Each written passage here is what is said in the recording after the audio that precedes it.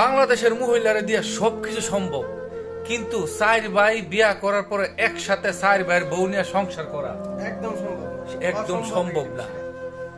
আপনি হ্যাঁ, বাংলাদেশের 18 কোটি মানুষের মধ্যে 18 কোটি পরিবারের মধ্যে সেম সমস্যা, একসাথে বিল্ডিং করবেন কিন্তু ভাই ভাই ঠিক আছে, কিন্তু ভাইয়ের বউ একসাথে জীবনের সম্ভব সারা জীবন ঠিক থাকতো, কিন্তু এই যে পরের ঘরে বউয়ের তো দোষ নাই রে ভাই, বউয়ের দোষ নাই কি জন্য আমি বলি, 4টা ফ্যামিলির মধ্যে এক এক ঘরের মধ্যে টোটাল জনসংখ্যা 5 জন করলে 20 জন 20 জন কি এক বিল্ডিং করে থাউন যায়?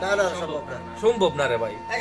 আমরা চা খাইতাছি, বই আড্ডা দিতেছি, হঠাৎ করে গবেষণা করতেছি, তার মধ্যে ভাবলাম যে আপনাদের সাথে কথাটা শেয়ার করি, ঠিক আছে কিনা। তুমি কিভাবে গড় দিছো? কই ভাই তোমরা?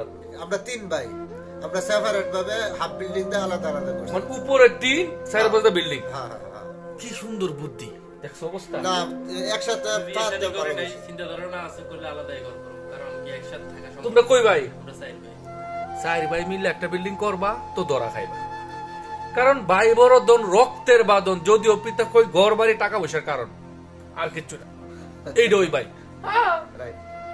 কিও শাহিন, তুমি কিছু কইবা?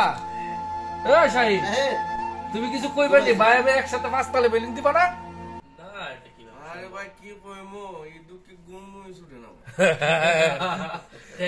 একটা কথা মনে রাখবেন, বিদেশ থেকে টাকা ভুরি ভুরি ইনকাম করতেছেন, আব্বা সমস্যা নাই 3 তলা ফাউন্ডেশন দিয়া একটা ঘর কইরা নেন।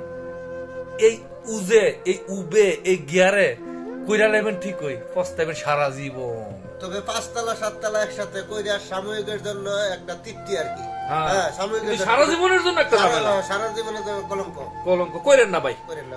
আর যারা করছেন তো গেছেন বিপদের মধ্যে হইলে। এখন যারা বিল্ডিং করে তারা তো আছে থাকবো কালকে না, কিন্তু তার সেই পুত্ররা যারা থাকবো তারা তো একদম বাইরে বাইরে করে মনে করো আমরা 4 ভাই, ধরে নেন ভাই আমরা 4 ভাই, 4 ভাই থেকে গেলাম, আমার ঘর 2-3টা, এক একটা ঘর 2-3টা, একটা বাজার হয়ে যাবো। আর এই বাজারের মধ্যে বইয়া জোকরা জাতি কইব আমার আব্বা যে একটা ভুল করে গেছে, এই গড় না অর্ধেক করার সিস্টেম আছে না আলাদা করার সিস্টেম আছে। বেশিরভাগ সমস্যা বাংলাদেশে গড় নিয়ে, তারপরে আবার করে শেষ পর্যন্ত তারপরে আবার এক বিল্ডিং করলে এক ভাই কইব আমি নিচে সব বুক করব, নিচে থাকবো, আরেকজনকে উঠবে থাকবো না, এরকম পরে আরেকজনের বই কইছে আমার নিচে ভালো লাগে, নিচে ভালো লাগে না।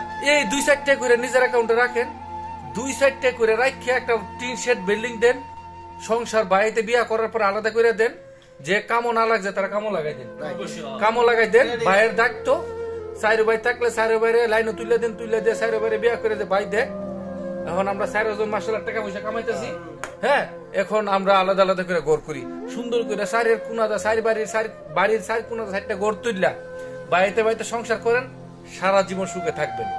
এই সিস্টেমটা করেন। আর একটা কথা, 4 ভাই টাকা পয়সা সুন্দর করে সিস্টেম করে কামায়া সিস্টেম করে মিল্লা দিলা করবেন। এরকম আছে বহুত প্রবাসী আছে 20 বছর বিদেশ করার পরে হের অ্যাকাউন্টের মধ্যে 80 ডিম গুড়ার ডিম, 80 ডিম না গুড়ার ডিম, এতটুকু হিসাব করে, এতটুকু হিসাব করেন, ঠিক আছে কিনা? ওকে এমন বিদেশ করেন না যে 10 বছর পরে গিয়ে পকেটের মধ্যে আতায় দেখেন যে একটা কানা পয়সাও নাই, এটা বিদেশ করে লাভ নাই। এরকম বহুত আছে না, দেখো যা সিলাসিলি করে তোমার হোটেলের মধ্যে একটা আছে, এই হোটেলের মধ্যে বড় ভাই বেটা বাইতে বের করে দিছে, বাইতে বের করে দিছে হোটেলের মধ্যে। আমরা কি হাইতাম গেছি কো ভাই আপনার ভিডিও বহুত দেই, আমার বাইতে বের করে দিছে, 12 বছরের টাকা নিয়ে বাইতে বের করে দিছে বেটারে। তবে ব্যর্থ প্রবাসী আমি একটা কথা বলি, তবে সব ফ্যামিলি সমান না, যেসব ফ্যামিলিতে এরকম আছে হ্যাঁ এরকম পদক্ষেপ নেওয়াটাই উচিত। আমার পরিবার সম্পর্কে তো আমি জানি, তোমার পরিবারের সম্পর্কে তুমি জানো, তো ওই দেখা হই না আপনি। আর জীবনে বাড়িতে আমরা আরেকটা ভুল করি কি, বেতন পাই 50,000 বাইক আর 20,000 বাড়াই কই। দোস্ত আমি তো দুবাই আছি, বেতন কিন্তু আমার 80,000, মূলত বেতন পাই 30,000, আর বাড়ায় 50,000 বাড়ায় 80,000 গিয়ে কইছে সাফা মারে। তো এই সাফা সুফার দরকার নাই, যে ওই ফোন করে কত টাকা কামাবো কায়াম ইচ্ছা আছে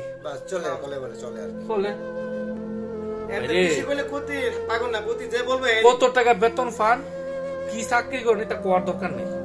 এই যে আমি ভিডিও করি আসুন তো আমার কোন ভিউয়ার জানে না কি কাজ করি, কেউ জানে না আমি কি কাজ করি, দরকার আছে জানা। যাই হোক, একসাথে ঘর করবেন সারা জীবন পস্তাইবেন, আলাদা আলাদা ঘর করবেন সারা জীবন সুখে থাকবেন। ভিডিওটা ভালো লাগলে শেয়ার করবেন।